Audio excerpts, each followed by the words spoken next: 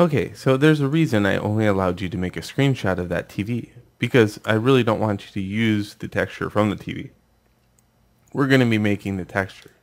So let's pretend that this right here is the only set of reference that we have, and that way it's a low quality image, and that way we can not use the actual this right here as a way of texturizing it. Okay, and I'll get into why we're doing this way. Is it basically means that uh, we have very little resources available, and we have to make up those resources. So pretty much real world, because not all the time I get such a nice image. All right, especially like in this area where it's kind of damaged a little bit. I love that. So we're going to break this up into little sections, and then we're going to make a high-res version of this TV. And then we're going to knock it down a few with techniques like transferring of maps. So let's look at let's just look at the knob in this area for a second.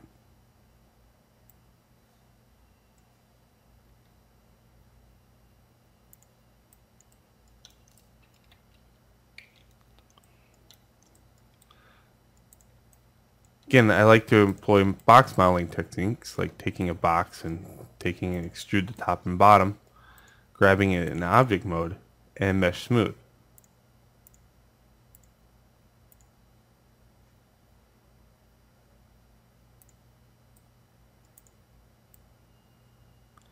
Now, obviously, we don't need this faceted information going around the outside, so we can mesh smooth this and see how it's like getting a little pillowy in this area. So maybe by inserting an edge loop in certain areas like this, when we go to smooth it again, and let's maybe make one at the bottom too. Whoops. There we go.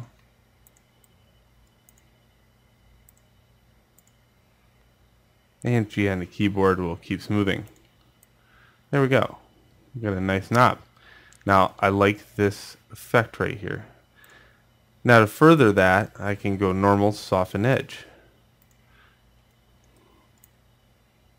There we go. Nice.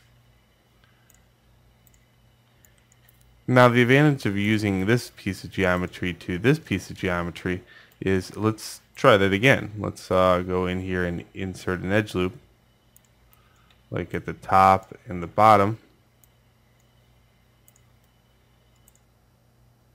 And let's mesh smooth that.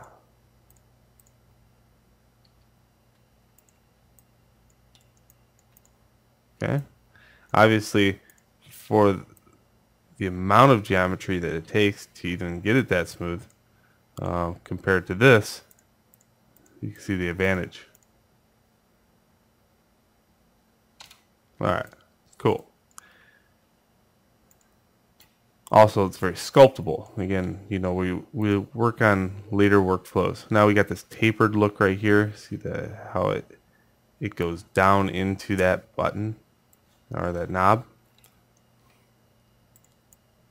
Okay, break the model up. Think about that piece for a second.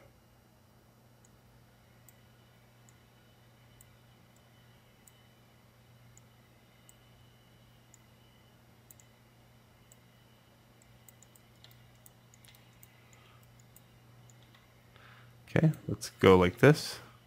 Let's grab the vertices at the bottom. Let's go like that. Insert edge loop. Shrink that up a little bit. Okay, and now we want rounded edges because this would be an awful button or a little knob to kind of turn. So we worry about edge loops. In this case, I just want to round out the edges. So I place edge loops in those areas.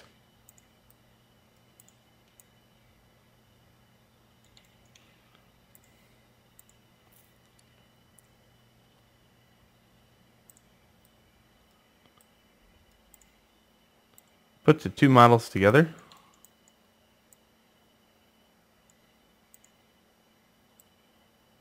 Maybe adjust it a little bit.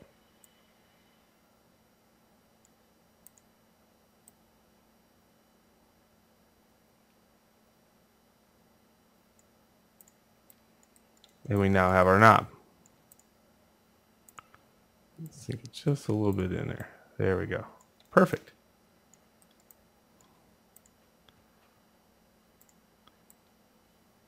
So it has an outside lip too. I like that. How would you handle it? Well, again, there's really no rules with this because we're going to be producing a high res and a low res. So it's pretty well free game. There we go. We got our knob. Now if we put this together, we can mesh smooth it, or no, mesh combine it. We got that. Now if you need two, you just duplicate the first one.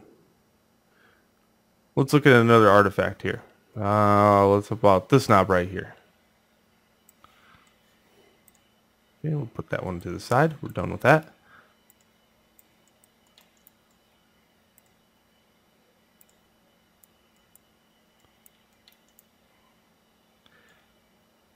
Put an edge loop there. Top and bottom. Extrude it. Mesh smooth it. Now at the very top, I employ a nice little service called average. I love using average. G on the keyboard will allow you to average more.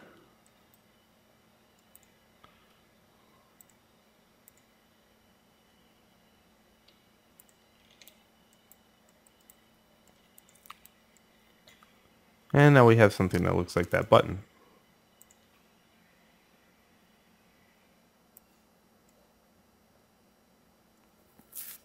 So it's that easy, really.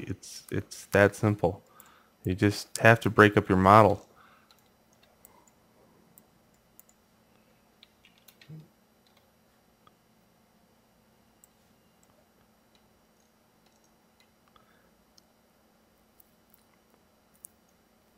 What about this recess area? How would you handle that? Well, let's look at that. Now we're not worried about the size just yet, but it would be nice to get a general idea of ratio. Okay, so in this area there, it's basically a rectangle, and two rectangles got to fit into it along with this little area right here. So let's start out by making a basic rectangle.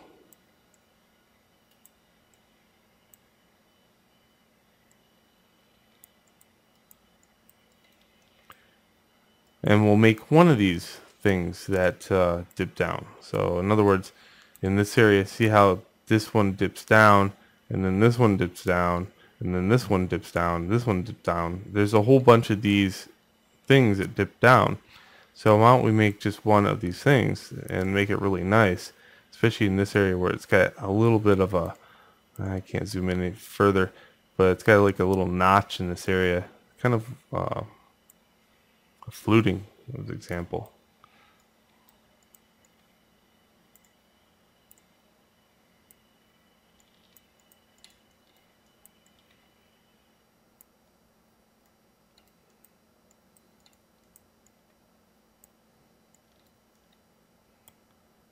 So with this, I start out with a box, but I brace the edges.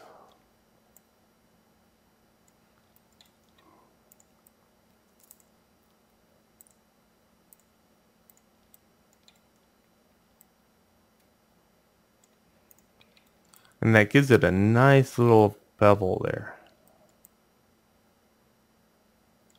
Okay, now let's look at the internals.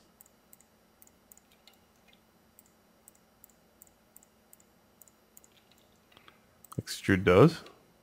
I go to scale here, it's a little easier to see.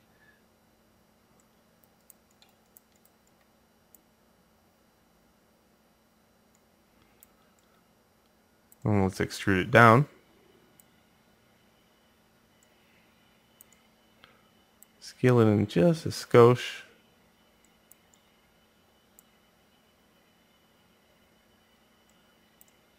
Now, if I want to smooth it now, you'll get this dish effect. Okay? So remember, just insert edge loops in certain areas, and you'll maintain that crisp look.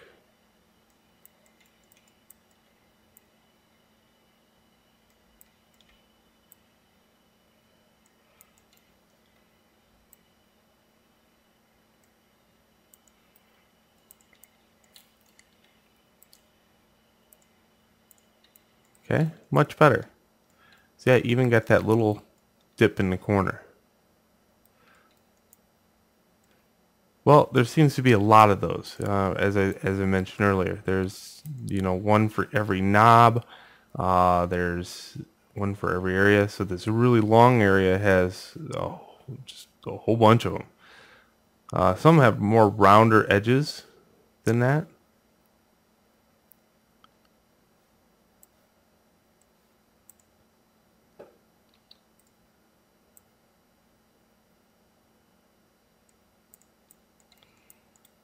But if you look, since you made one, you put those beasts together, and you got 2 or 3 or 4, and you're starting to, learn how to make a control panel for things. So I got a couple variations of that one. Now let's look at the one with a little bit more rounder edges.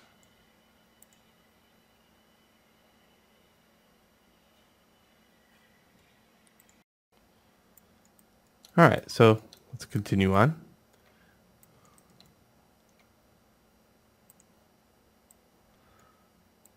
Now the reason I'm showing you modeling techniques in a texturing class is because really it comes down to that.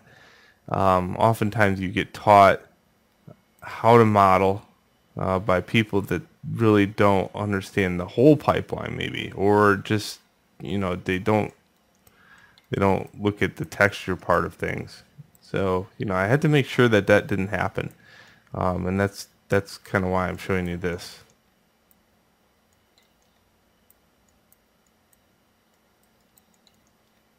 What I find interesting is I get students that are really good at modeling, or they're really good at texturing, but sometimes they're not really good at both. And what happens there is, you have to be good at both. It's not an option, really. You don't become just a modeler, or you don't become just a texture artist anymore. You have to be both. So you can see the structure of this. What I'm looking for is kind of a pillowy look on the outside edge. So mesh smooth. Let's see what we get. That's pretty good. How about G on the keyboard for one more time? Ooh, that looks good. It looks like a bar of soap. Awesome. So by adding those edge loops, you can see that I have now the ability to go in and make a little bit of a rougher out inside. But there's going to be some pain there. It's called selection process. So let's look at the selection process. It might make more sense. Let's get into a top view and go from here to here. Okay. Then let's go into a side view. And if you hit 4 on a keyboard, you can see this. Holding control, I can click and drag, and that will deselect those.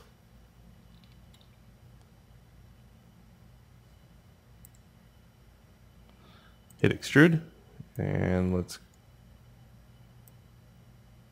bring that in.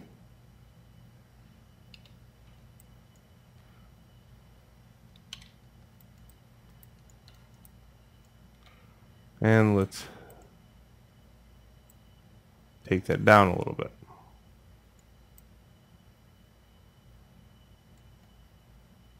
Okay, hit extrude one more time.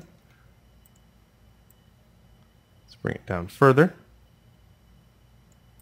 And let's see what happens when we smooth that. There we go. We got that pillowy look on the outside edge. That's what we wanted. So a great deal of the time when I first started to model, I would sit and make these shapes. You know, I didn't make a tank. I didn't make you know, like your standard characters. I was really into environmental props and stuff like that. So if you look at things around you just laying there on your desk, you know, take for example, you should model those.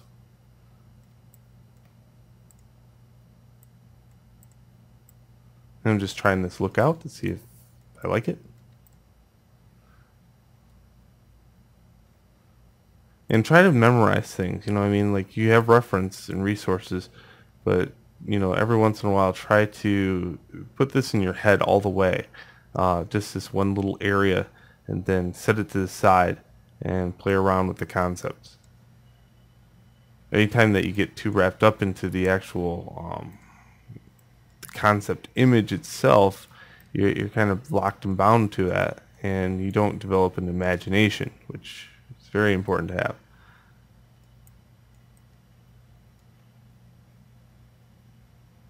What about inward stuff? Obviously, there's areas here that get, you know, even further dipped in, like this little door here. What do you do in that area?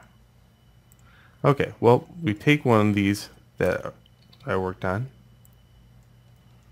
duplicate it, and let's look at an area that you might dip down. Well, in this area, I need something that is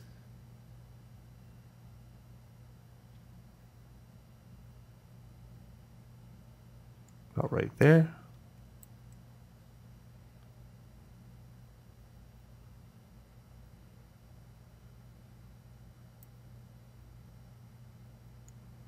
About right there.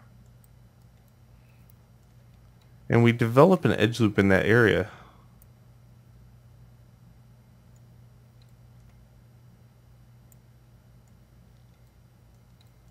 That would support that change.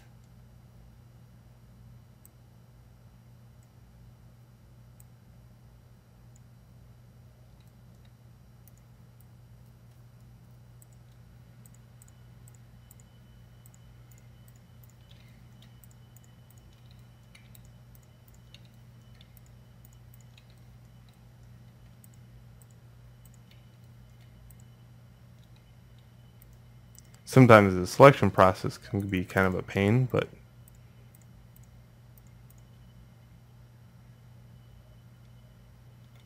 and I think I only wanted up to that little area right there. Okay. Yeah, right there. So before we extrude, we just make sure we have that edge loop that goes all the way down. We do. For this area, we want to not go into this edge loop. So we want to stay within a framed area. Just like that.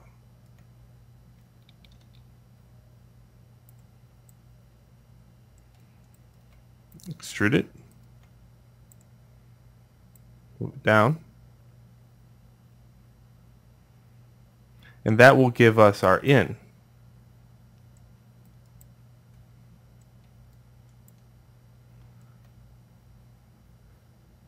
Now for me, I really like to do this part. So duplicate face. Okay, those faces were selected. I should be able to just pull them out. Well, let's try that again. I undid that.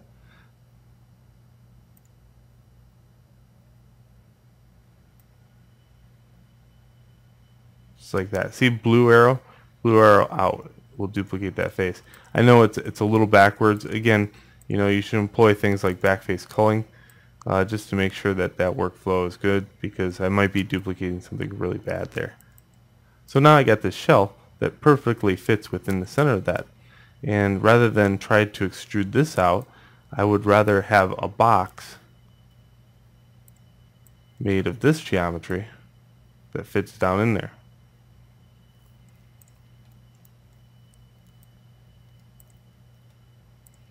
Again, I always try to round off the corners just a little bit, because really if it's made of wood, it's not going to have perfect edges.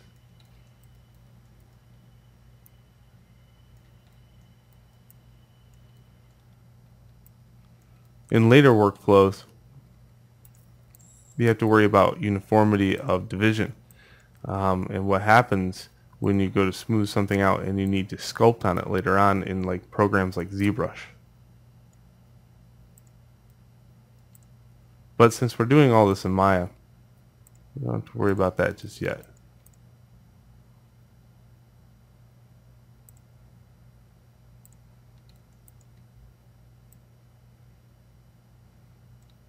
Okay, so I have this piece, fits down in there, and I can just go like that.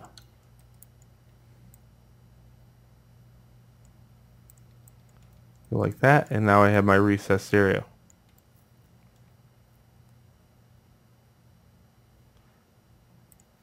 There's this little thing. See it right there? That. That looks a lot like this.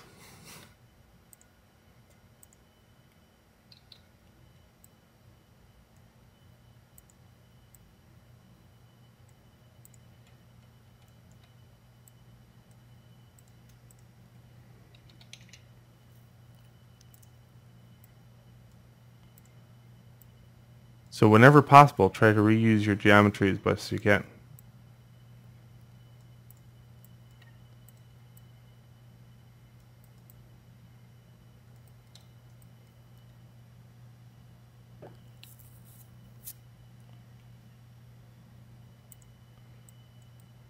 Okay, there's another dip down area in this general location.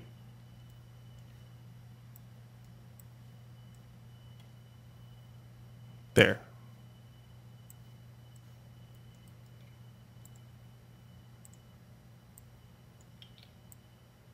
Again, technique of modeling is the same. Aim for that area.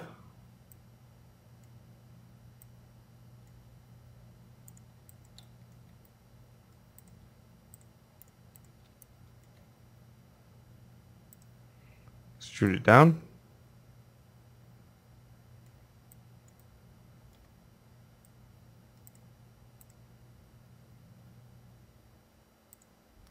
Insert some edge loops to support the change.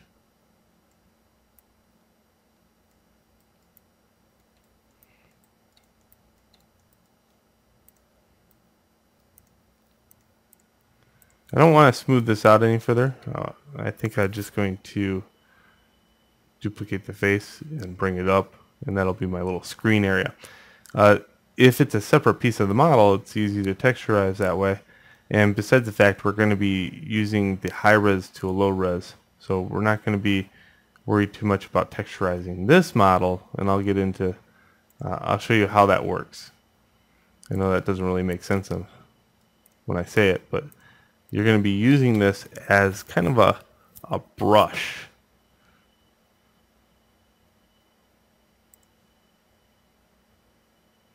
Duplicate face, again, blue arrow up. Go to the move tool, grab the face, control right click to shell, grab that whole shell.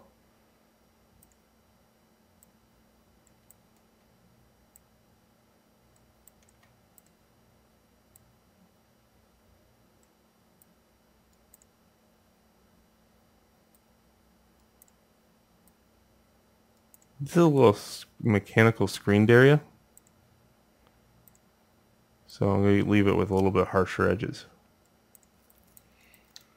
Alright, let's bring the whole hot mess together.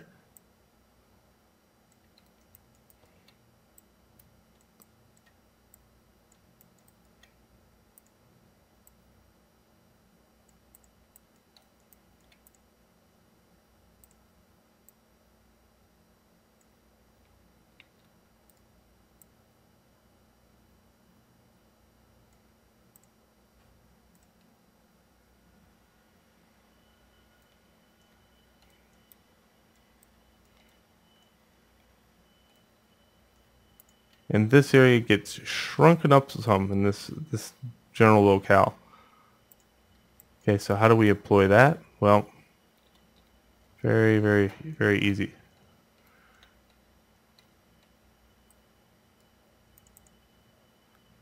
So delete some edge loops.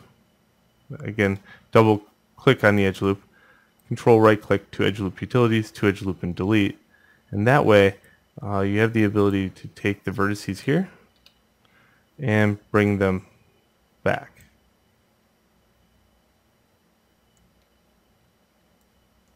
Okay, same with this model. It would be harder to squish this model up.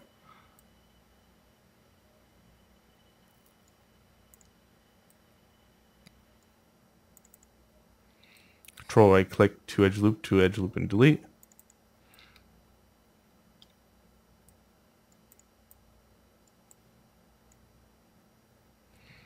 Six on the keyboard will allow me to see that.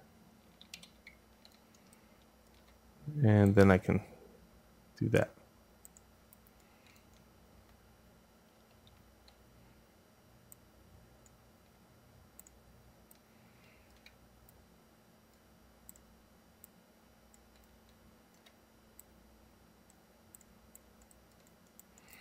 Okay, let's bring those knobs in.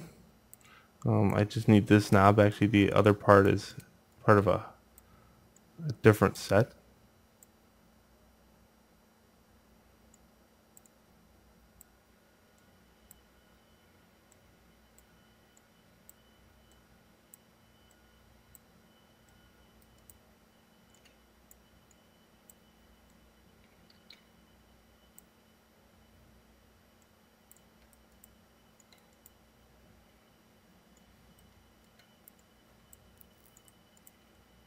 And there we go.